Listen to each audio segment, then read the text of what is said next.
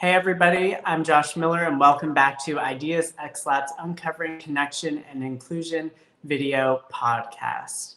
The whole point of this series is to engage our networks in dynamic conversations that are rooted in curiosity and courage as we talk about inclusion, connection, and vision and values as we adapt in ever-changing times. So today I am really excited to be joined by my team member and poet, Hannah Drake. Hannah, I'm going to get you up on screen real quick. Good morning, Hannah. Good morning, Josh. So it has been really, I know for me, it's been really a challenge to work remotely and not to get to have our face-to-face time working together, but I'm really excited for us to be able to engage in a conversation that I think a lot of people are thinking about and trying to grapple with, and I know you have some writing that you've done that kind of lifts that up and puts some language to that. So I'm really looking forward to that today. Thank you. Thank you, even though I've seen you in person. It's so funny to think like the last time I saw you, that who knew that would be the last time I would I know. see you in person for a long time. I think it could have possibly been after our OEW meeting. I think it was, yeah. Yeah. Our emotional well-being meeting as we were starting to think about how do we adapt different events, but not thinking about, oh, it's going to be months potentially Right. before we can Right. have anything in person. Yeah. So that's interesting to think about. That I probably would have hugged you or something before, or fist bumped or something before, elbow bumped, whatever we're doing now. I don't. Yeah. No one knew at the time that it would be this, that we would go from in person to Zoom experts. I completely agree. And it's been really interesting to adapt and to leverage things like Zoom, like you just mentioned, like for Katura's 40th birthday party. Yeah, And which we never Fridays, imagined that. ever, Never imagined. ever. Yeah. And for Friday's Eclectic Eccentric performance, which you shared a poem during that really put some great words to what I think a lot of us are experiencing and thinking about as we look at a few months, well, in an ideal world, weeks, but weeks or months down the road. Right. And what is the world going to be like, and how do we start to move towards what that new normal is? So Right. I'd love to go ahead and just open it up to you to share that poem and any other kind of framing or grounding around that as we head into our discussion today. Okay, well, I will just say I had the opportunity to do this poem with the Louisville Ballet, and I know that Robert Kern will be on the show later this week.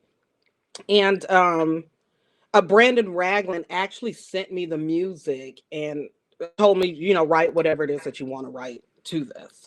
And so I didn't know what would come out. I just listened to the music, and this poem, Dawn, is the poem that came out. And I think I performed with the ballet in 2017, I think it was, and had only read that poem one time and never read it anywhere else ever. And I had an event with Funds for the Arts just before kind of all of this really started making a big impact in America, and they asked to hear this particular poem. And I thought, well, that's odd because no one ever asked for that poem. They want to hear spaces, or they want to hear fish, want to hear something like that. And I thought, well, that's really interesting that they want to hear that poem. But if that's the poem that they want to hear, I aim to please, and I'm here to give you what it is that you like. And as I started reading it, ironically, it didn't dawn on me at the time. But as I started reading it, I thought, wow, this is really reflective of what we are currently facing, not just here in America, but in the world. So I will read it, and then we can have more discussion. And if my music is a little too loud, Josh, just let me know and I'll turn it down. So this poem is called Dawn.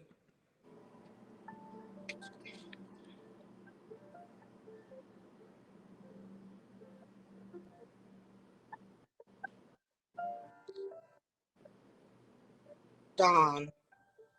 The first appearance of light, the beginning, birth, inception, genesis, an emergence, an appearance, an arrival, to begin, to start, to be born, to appear, to arrive, to rise, to break, to unfold, to develop, to become evident to the mind, be perceived or understood. Every day that we awaken is a new dawn, a chance to start over, to begin again, to birth something new, to show patience, to love, to offer forgiveness, to understand, to try, to heal, to lose ourselves to find ourselves, to dream, to dance, to believe, to show compassion, to give, to say I'm sorry, to breathe, to exhale, to take it all in and take a chance. What is your dawn? And what is your new day? What awaits you on the horizon of change? You see, hope begins in the dark. It is a stubborn hope that if you just show up and try to do the right thing, then the dawn will come. So you wait and you watch and you work and you don't give up. What could we be if we weren't afraid? And what could we become if we loved? If we embraced our differences, if we celebrated our uniqueness, if we chose to disregard our fear and love anyways, who could we be and what could we accomplish? How high could we soar? Didn't you ever dream of flying? If you take my hand, together we can. Nothing would be impossible if we stood together. A new day awaits us. All we have to do is rise and greet the dawn.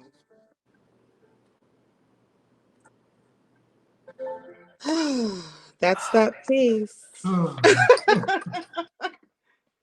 I did not at the time, of course, know that that would be so relevant to today, that to just even be thankful every day that you and your loved ones and your, your friends and family can just see a new day, and how that day looks and how that day has changed. And one thing for me, which I always knew this and I always tried to reflect this, is how interconnected all of us are. Yeah, And something that happened across the world has impacted our day-to-day lives, um, drastically. And this is an indictment on anything that happened. Things happen. This is nothing new. absolutely. Pandemics happen, viruses happen. That's just what happens in this world. But it shows just how connected we all are and why we need to be concerned about other people. And this goes across all lines. That now I hope that people see that this virus, it doesn't care about your race or your age or how much money you make or your job or any of that, where you live. It's going to, and it is impacting everyone. And that's why it's imperative. If people didn't see before, hopefully they see now why we have to work together.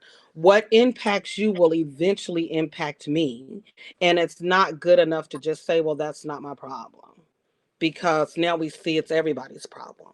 It impacts everyone. um so I wrote about this and someone commented, if we have learned nothing from this, then we've missed it.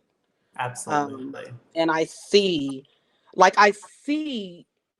people, and this is across the world, not just in America, being who I always knew people were. I always felt people were good at the core. Yeah, And so to see it, it's sad that it had to take this, but to see people giving up their resources when they just have a little bit, people looking out for their neighbors, yeah, people giving so much money to different funds to help feed people, to help keep people's lights on. Like, that's who we always were. If we can do it now, then we could have done it before any of this ever happened.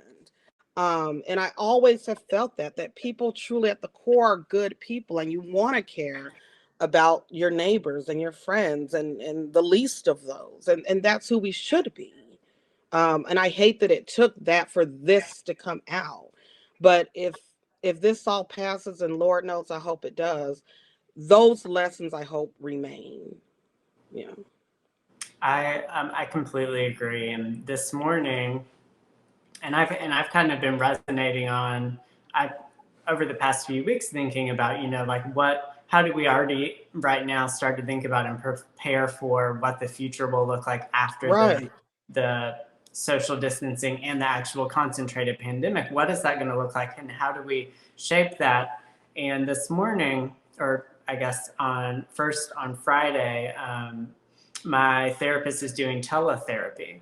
And so I was sitting there and we're having this discussion, and she was talking about the need for grace in this time, because everything as we believed it to be has shifted. The way that each of us are experiencing it has shifted. So whether it's thinking about what is productivity in and of itself, or how am I grieving through the process of loss of what is changing, if we can remember not only to give grace to ourselves, but also to those around us. Because it's not about my experience is worse than your experience. It's each of us is going through the grief process and coping and trying to move forward in a different way. And so how do we reconcile all of that? Yes. I completely agree with you. I was having a conversation this morning, and with some other artists, and we discussed those things just as artists. And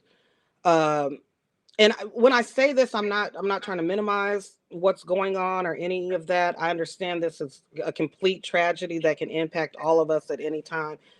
But we discuss like our income, and projects are over. It's done. And and then how do you survive in this as an artist? And then you kind of feel guilty, when you go online, and it's like, I'm sorry I chose being a writer as my career. Like, I'm not an engineer, or I'm not a person that has, this job that makes tons of money and everything's secure. Like, I didn't pick it. It picked me, and so, but I do believe people turn to art during this time.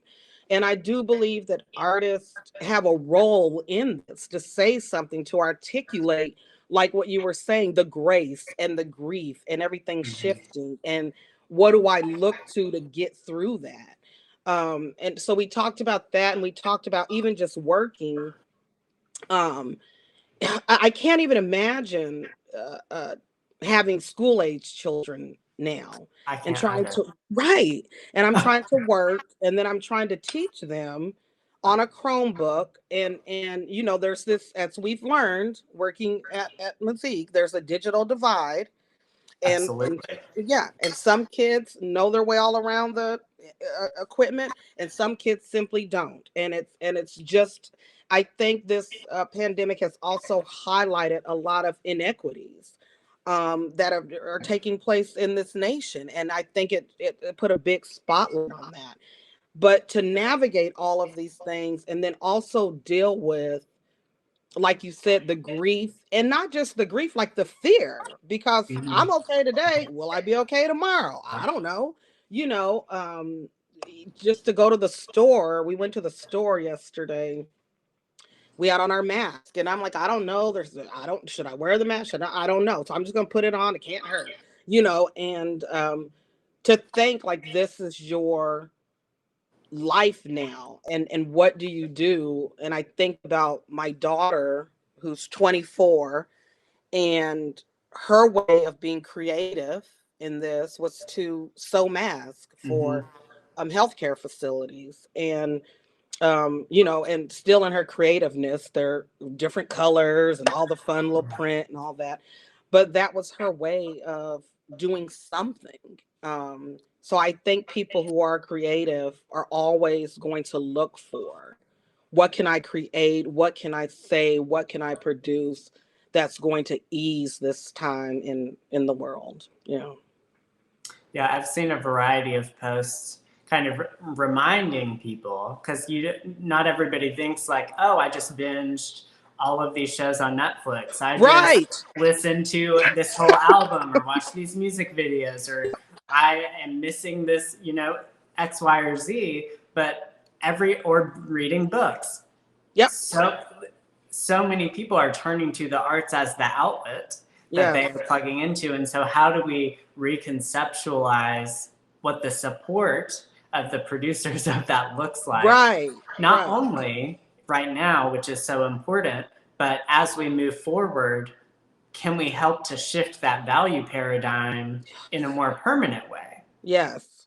I think that's so important. And I was trying to have this conversation with someone and explain to them, even if you think about a New York City, so the epicenter of what's going on now in the world, but you think, okay, shut down Broadway, right? So you think about all the restaurants that people were dining in before they went to a Broadway show, and the hotels they stayed in because they were going to a Broadway show. So it's all connected. So you may say, oh, well, a couple of actors are out of work and they're not on Broadway.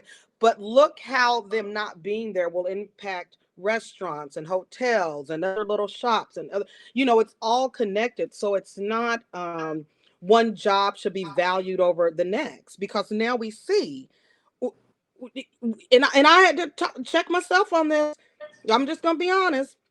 Now you see how important the grocery person is stocking the shelves. Yeah, And these absolutely. are, and I didn't walk around like I was better. I'm not saying that, but I didn't think about that. I just, okay, the toilet paper's here. Great. Let me grab it and buy it. And now you see how important it is for the sanitation workers to come pick up the garbage.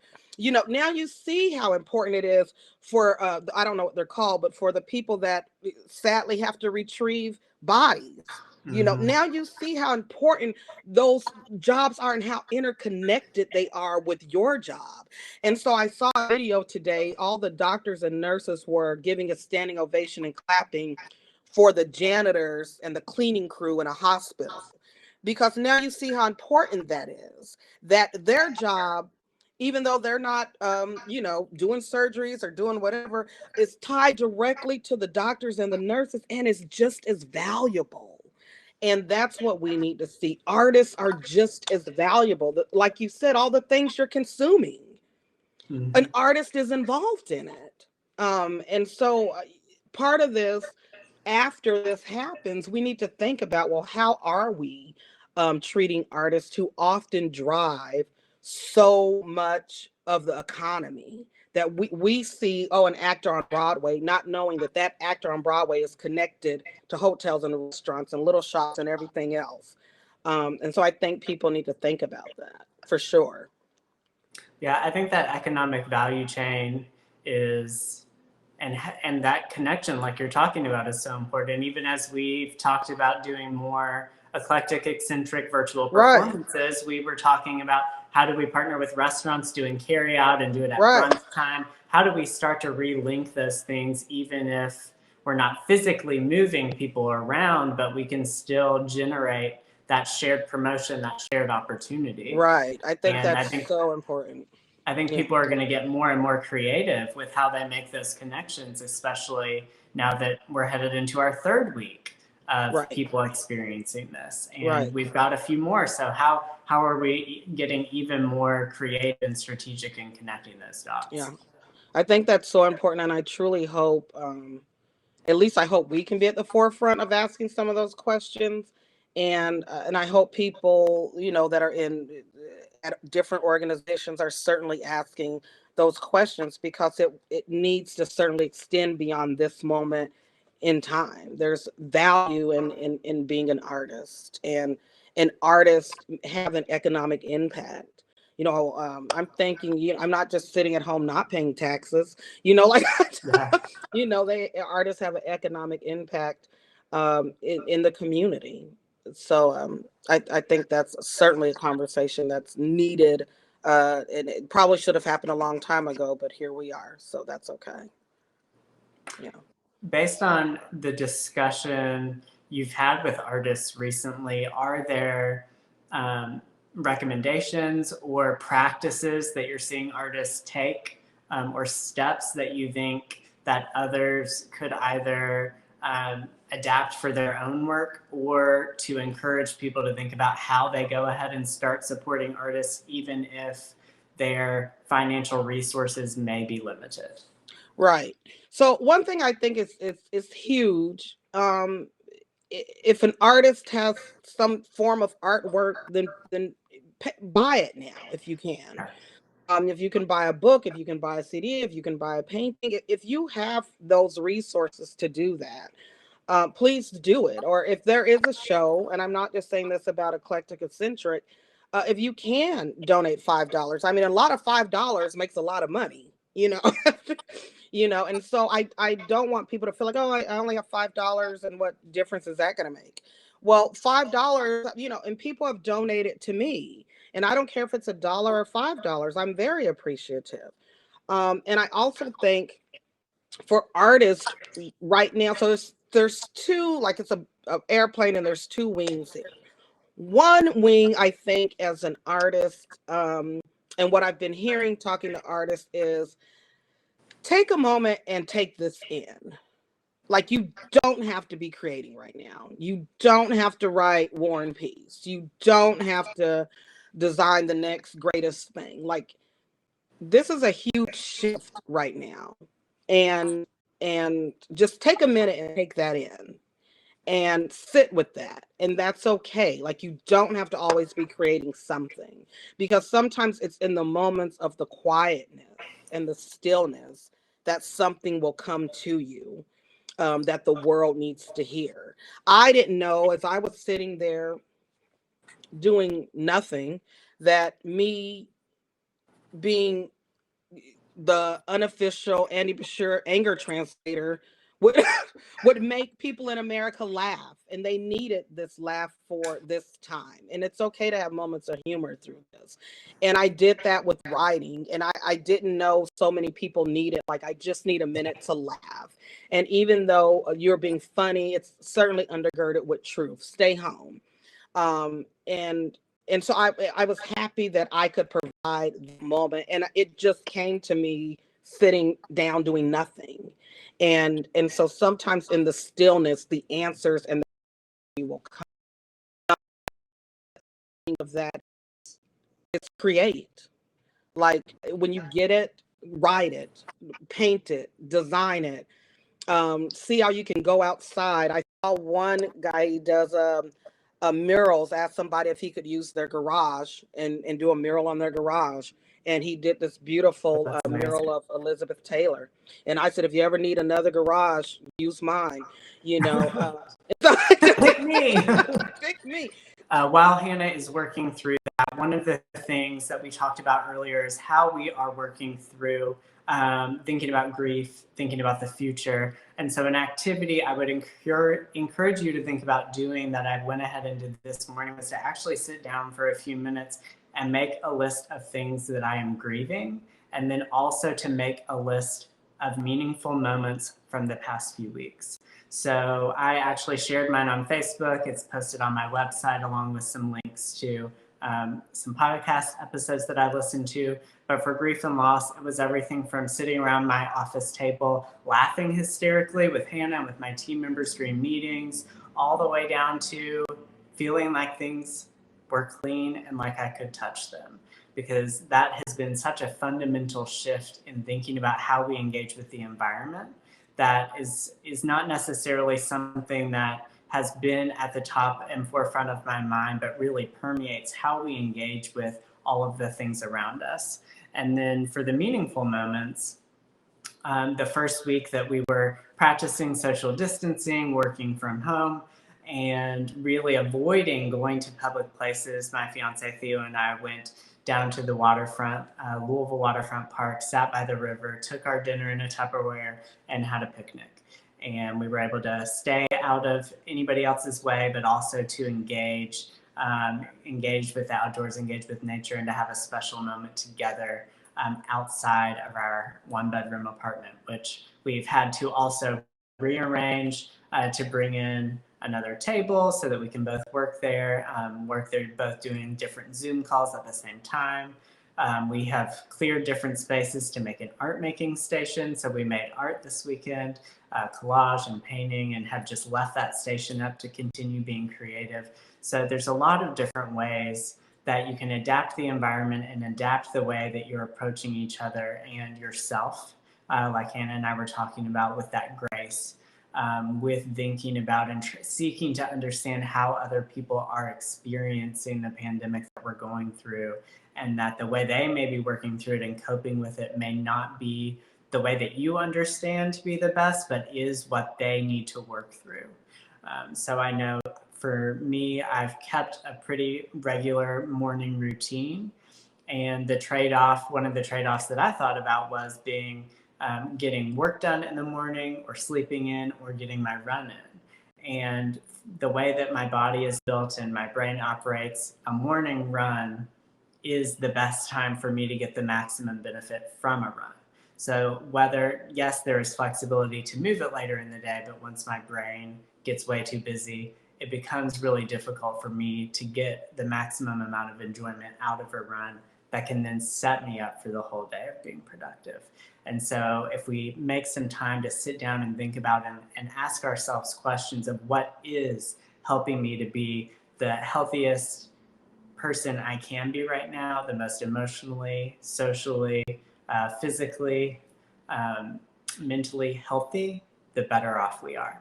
So I'm going to go ahead and wrap us up for today. We will be back on Thursday at noon with Robert Kern from the Louisville Ballet, continuing this discussion around how the arts and culture are being impacted, how are individuals adapting in these ever-changing times, and what are the lessons learned and experiences that we can share as we continue to move forward and think about how we shape what the future is going to look like and how we make it as inclusive and connected as possible. So we look forward to continuing to engage with you all soon. Thank you for those who commented. Brandon Ragland, we see you. Thank you for performing and participating in Friday's Eclectic Eccentric. You and Ashley are such valued partners for us. So if anyone is interested in seeing the Eclectic Eccentric virtual performance that featured poets, dancers, and musicians, you can go to our Facebook page.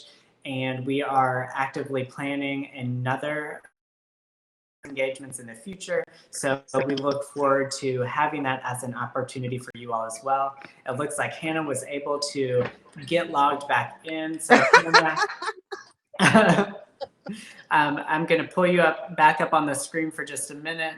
I was in the process of wrapping things up, but if there's anything else you'd like to share in terms of how you have maybe, like you were talking about, used these moments of stillness to think about your work as an artist, as a creative, and what the future for that looks like, or how you are kind of moving through the emotions, I think that that's something that people would really love to hear about.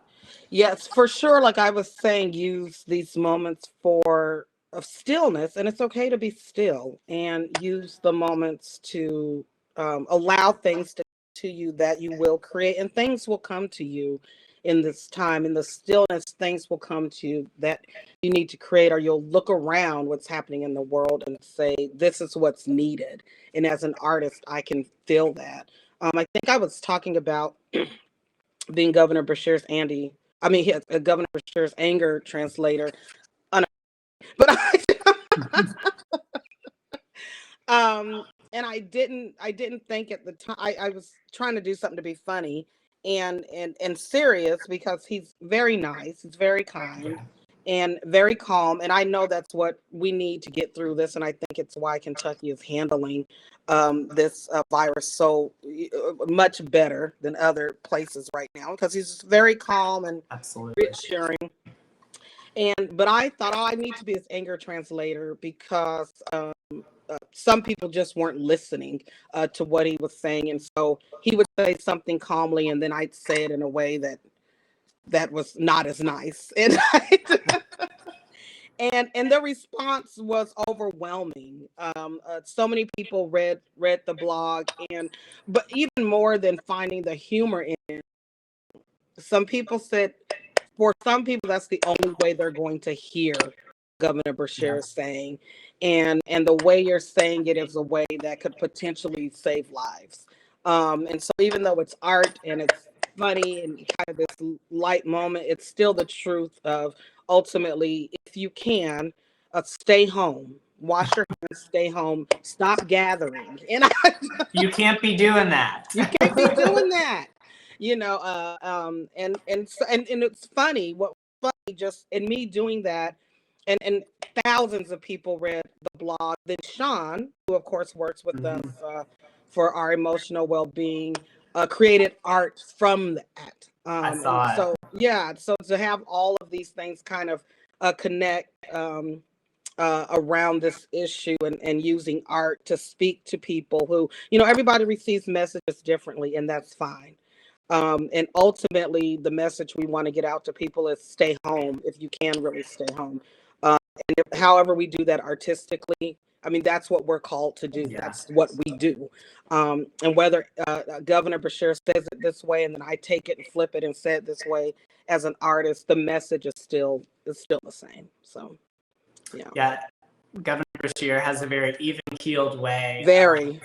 Trying to engage such a broad audience, and I even found myself, after you had done that series of posts, which I'll try to link to when we upload this video. I even felt myself in my head like having the Hannah Anger translator talking to people, like when I went on a rollerblade on Sunday morning, and I saw a church gathered outside, not social distancing, and I'm thinking about all the people that are sacrificing their jobs, and all of these other things. And in my head, what they were getting was not, you can't be doing that, but something far more strong. And I was like, hashtag anger translator right there. But I think that was something that we all needed. Just like the meme group that somebody from the Fairness Campaign launched on Facebook is hilarious. Right. And in moments like this, those memes, while they are funny, are still delivering the messaging just in a way where, there's somebody from Frozen, or there's the Little Mermaid, or and it reaches different audiences that way. And it's been in this time, that's what we need. Artists can reach different people. I'm not going to say it like Governor Beshear. I'm going to say it my way. You might say it your way with your photography, and Lance Newman might say it a different way with his poetry. Someone might say it a different way with painting. It's to reach different people. That's the power of art. But the message is still the same. Stay home. We're trying to save lives here. So please stay home. We do that as art, and that's why art is important. My message went around the world. It reached thousands of people, immediately, that grasped onto that. Even when people see, I forget her name, the nice woman that does the sign language. Virginia, and now she's become a meme, but that's okay, because that can spread around the world quickly, and we can still deliver the very same message. Well, and it also, in particular with Virginia, speaks to the importance of how you are making information accessible. So I so appreciated having that as a constant, everyday part of, we expect this because we have people in our community who need to have the information translated that way. Exactly. So she's doing a hugely important job. And just to a little side note, when I gave a talk at Carmichael's independent bookstore here in Louisville, so please support independent bookstores. And a woman came, and she was deaf, and her translator was with her and said, "Do you mind if I translate while you talk?" And I thought, do I mind? This is the best thing ever. But it made me see where even I had a blind spot. Why wasn't I thinking of that when I go out and give talks, to see if a translator is available? And so it really made me think. And she said that she felt seen finally. And that made me feel good, but also made me see where, even as an artist and someone that tries to be inclusive, where are my blind spots? you know, and especially now in this, like we spoke about with this crisis, what are our blind spots in not noticing people that we should notice? And so that's another thing that when you spoke about grace, we can also think about what are the blind spots that I'm not noticing in my neighborhood? Have I talked to my neighbor? Have I been a good neighbor? Have I checked on anyone? Have I tried to give away one of the million rolls of toilet paper I have? You know, have I done those things? How is this making us think about people we normally don't see? And our job as artists is to make you see things in a different way that you never did before. Yeah. I completely agree. So to wrap up, are there, as we think about so many different ways that artists are still creating content right now to engage people, is there anything on the horizon this weekend or in the next few weeks that you're aware of that you'd like to spotlight for people that they may be able to tune into or support? Not offhand that I know. I would ask people to certainly go on our Facebook and watch the Eclectic Eccentric show. We've had, you know, dancers there and singers, poets from around the state. Please go watch that for sure. Ariana just finished Lipstick Wars Nashville. At first it was canceled. It was supposed to be at Vanderbilt. It was canceled, and then they figured out a creative way to do it online. So please check that out, and then just support artists as much as you can, even if that's just sharing a meme or sharing a link or sharing a tweet, because the more artists can get their work out in this time, it will benefit them and it will help just impact our community. So I agree. Well, unless there's anything else you'd like to share, we're going to go ahead and wrap for today. Stay home, wash your hands. Good departing words. Thanks, Hannah. Thank you, Josh.